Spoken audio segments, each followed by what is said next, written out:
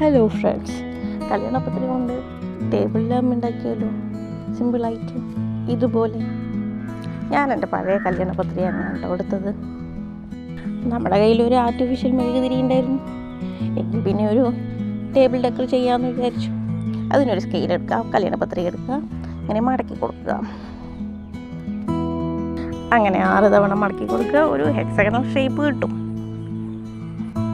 മടക്കി ഒരു ഷേപ്പ് ആവുന്നത് വരെ നന്നായിട്ട് തന്നെ മടക്കി കൊടുക്കുക. എന്നാലേ കറക്റ്റായിട്ട് നിൽക്കുള്ളൂ, അല്ലെങ്കിൽ ഒരു ഒതുങ്ങി നിൽക്കില്ല.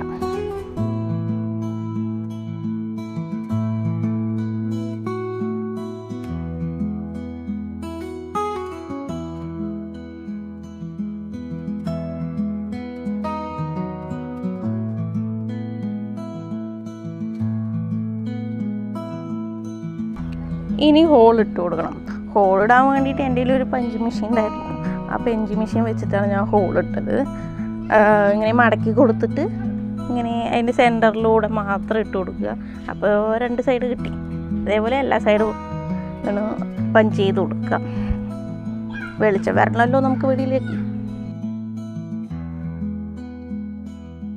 അങ്ങനെ നമ്മുടെ എല്ലാ ഹോൾസും റെഡി ആയിട്ടുണ്ട്.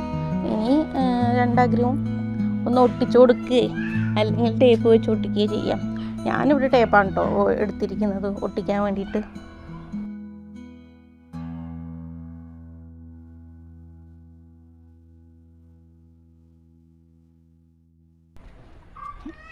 അങ്ങനെ നമ്മുടെ ലാമ്പിനുള്ള പേപ്പർ റെഡിയായി. ഈ ലാമ്പ് ഒന്ന് വെച്ച് കൊടുക്കണം. നമുക്ക് ലാമ്പ് വെച്ച് നോക്കിയാലോ. അങ്ങനെ നമ്മുടെ മെഴുകുതിരി ഒന്ന് ഓൺ ചെയ്ത് പേപ്പർ ലാമ്പ് എടുത്ത് വെച്ചു. അപ്പോൾ എങ്ങനെയുണ്ട്? ലൈറ്റ് ഓഫ് ചെയ്യണമല്ലേ? ലൈറ്റ് ഓഫ് ചെയ്തപ്പോൾ കൊള്ളാമല്ലേ? ഈ ചെറിയ പേപ്പർ കട്ട് ഞാൻ ഡെമോ ചെയ്തതാണ് കേട്ടോ. ഇങ്ങനെ ചെയ്ത് കഴിഞ്ഞാൽ എങ്ങനെ ഉണ്ടാവും എന്ന്. ഇത് കുഴപ്പമില്ല അല്ലേ? നമ്മൾ വീഡിയോയ്ക്ക് വേണ്ടി ചെയ്തതിനെക്കാട്ടി ഭംഗിയായിട്ട് എനിക്കിത് തോന്നി. ഭംഗിയുണ്ടോയെന്ന് അറിയണമെങ്കിൽ ലൈറ്റ് ഓഫ് ചെയ്യണം. ലൈറ്റ് ഓഫ് ചെയ്തപ്പോൾ സൂപ്പറായിട്ടുണ്ട് അല്ലേ? വീഡിയോ ഇഷ്ടമായ സബ്സ്ക്രൈബ് ചെയ്ത് ലൈക്ക് ചെയ്യണേ. നിങ്ങളുടെ സപ്പോർട്ട് എനിക്ക് വളരെ ആവശ്യമാണ്. Thank you for watching my videos.